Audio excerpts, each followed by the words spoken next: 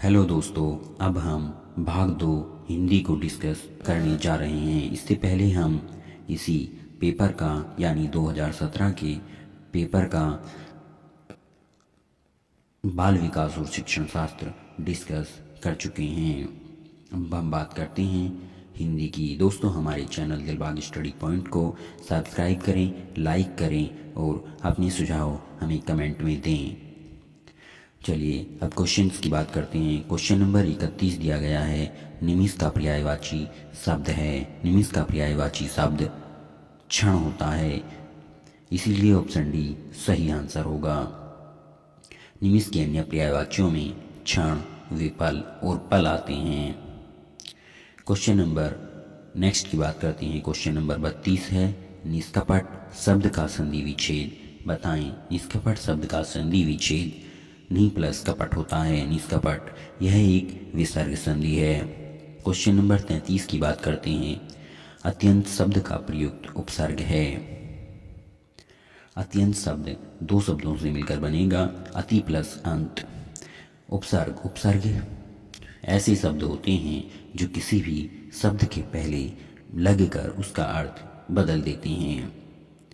इसका answer option D अति होगा। क्वेश्चन नंबर 34 की बात करते हैं। क्वेश्चन नंबर 34 है। मुझसे उठा नहीं गया वाक्य में कौन सा वाक्य है? कृतवाच्य, क्रमवाच्य, भाववाच्य। तो इसमें भाववाच्य होगा, क्योंकि भाववाच्य भाव की प्रधानता का बोध कराता है और यह आकर्मक क्रिया से बना हुआ वाक्य होता है। क्वेश्चन नंबर 35 की बात करते हैं। निम्नलिखित में से किस शब्द का वर्तनी सही है? कभी कभी यहाँ पर गलत वर्तनी पूछता है आपसे, लेकिन इस क्वेश्चन में सही वर्तनी पूछा है। अनुग्रहित, अनुग्रहित का सही वर्तनी अनुग्रहित होता है। ये जो नीचे है ये री की आवाज़ देता है। क्वेश्चन नंबर 36 की बात करते हैं। उपत्यका का अर्थ है। उपत्यका का अर्थ पर्वत के पास की भूमि होती है, इसीलिए इसका सही आंसर ऑप्शन डी होगा। पर्वत के पास की भूमि उपत्यका कहलाती है। Question number 37।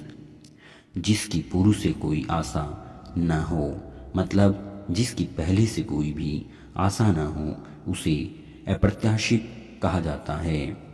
अब बाकी के बचे हुए ऑप्शन को भी देख लेते हैं। प्रत्याशा, किसी से कुछ आशा लगने को प्रत्याशा कहते हैं। जिसे मापा नहीं जा सकता उसे अपरिमेय कहा जाता है, और जिसे बुलाया न गया हो उसे अनाहूत कहते हैं। बात करते हैं नेक्स्ट क्वेश्चन की। नेक्स्ट क्वेश्चन है ऑप्शन 38। अपेक्षा का विशेषण क्या है? अपेक्षा का विशेषण, अपेक्षा का विशेषण रूप क्या है? अपेक्षा का विशेषण रूप अपेक्षित होता है, और अपेक्षित का अर्थ होता है आवश्यक या चाहा हुआ। बात करते हैं विशेषण की। विशेषण ऐसे शब्द होते हैं जो संज्ञा या सर्वनाम की विशेषता बताते हैं, ना कि क्रिया की। तो जो भी शब्द संज्ञा या सर्वनाम की विशेषता बताते हैं वह विशेषण कहलाते हैं। क्वेश्चन नंबर 39 की बात करते हैं। तो क्वेश्चन नंबर 39 कहता है, डै का उच्चारण स्थान क्या है? डै का उच्चारण स्थान पूछा है। डै का उच्चारण स्थान नासिक्य होता है। पंचमा अक्षर जो होते हैं, मतलब 5 जो वर्ग दिए गए हैं आपको, कै वर्ग, चै वर्ग, तय वर्ग, जो इस तरह के वर्ग हैं उनका जो 5वां अक्षर होता है वो नासिक्य होता है। इनके उच्चारण में नाक से ध्वनि निकलती है। बात करते हैं मूर्धन्य की। मूर्धन्य ध्वनियाँ जो होती हैं वो ट, ठ, ड, ढ, अण होती हैं। ये तालु के पीछे से और गले के मतलब कंठ के आगे से निकलती हैं। बात करते हैं नेक्स्ट क्वेश्चन की। नेक्स्ट क्वेश्चन है क्वेश्चन नंबर 40। गोधूम शब्द का तद्भव रूप क्या है? गोधूम का तद्भव रूप गेहूं होता है। तद्भव कहते हैं ऐसे शब्दों को जो समय के साथ बदल गए हैं, मतलब अपनी मूल स्थिति में नहीं बचे हैं। गोधूम तत्सम होगा गेहूं का। अब बात करते हैं बाकी बचे हुए ऑप्शंस की। गोबर, गोबर तद्भव है और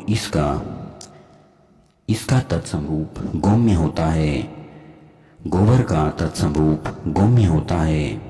गाय का तत्समरूप गो होता है।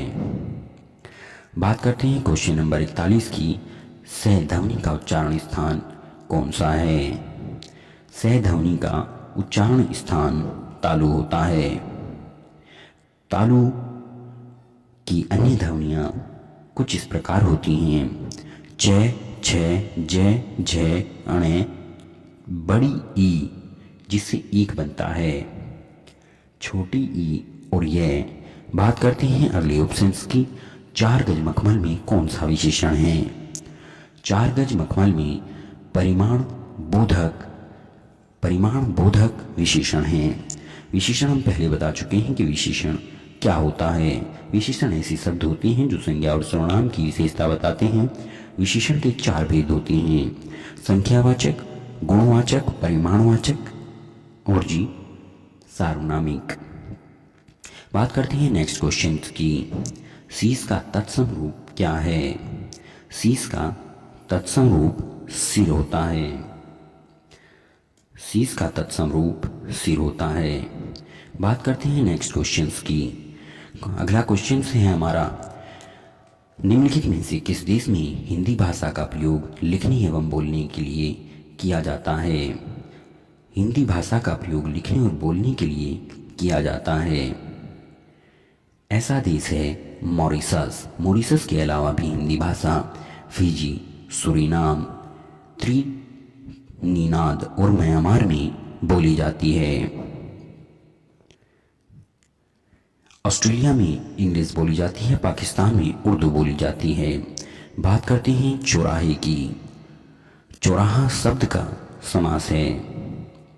चौराहे शब्द में द्विगु समास है, क्योंकि द्विगु समास वही होता है जहाँ पर पहला जो शब्द है वो संख्यावाची होता है।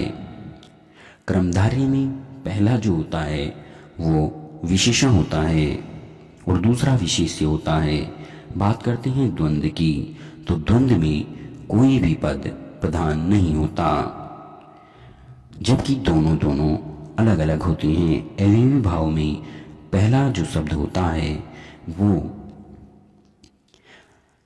अविकारी शब्द होता है।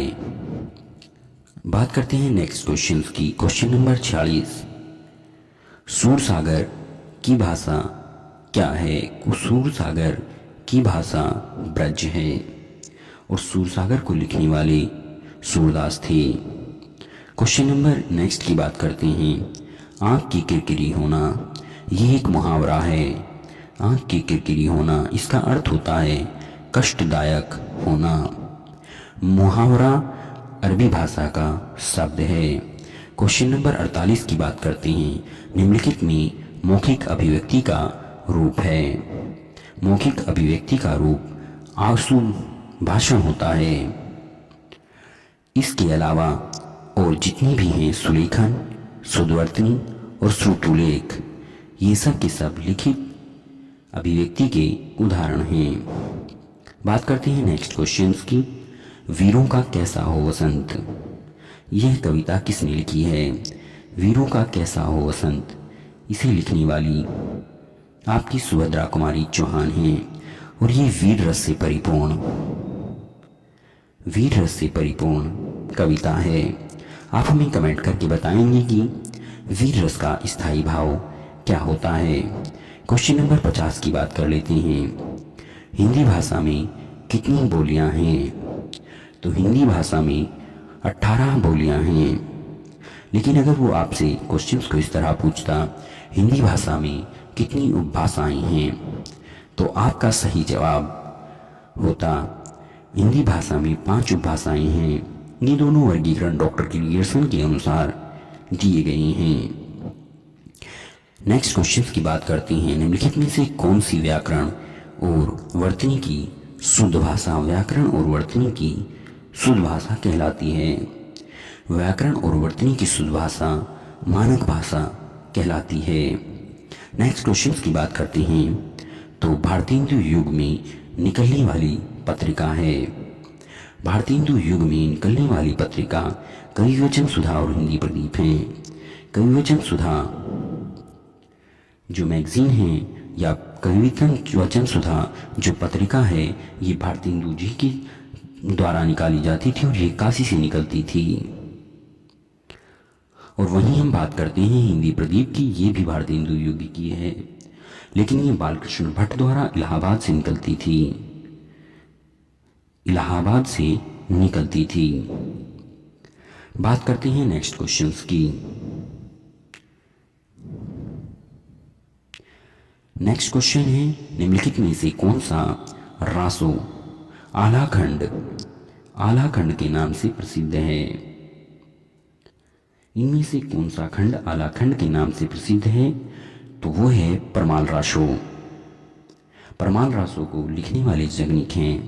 ये सारे के सारे आदिकाल के ग्रंथ हैं, आदिकाल के ग्रंथ हैं और ये पूर्ण रूप से रासो साहित्य के अंतर्गत आते हैं। क्वेश्चन नंबर नेक्स्ट की बात करते हैं। तद्भव पत्रिका का के संपादक का नाम है, यानी तद्भव पत्रिका को संपादित कौन करता था? तद्भव पत्रिका को अखिलेश जी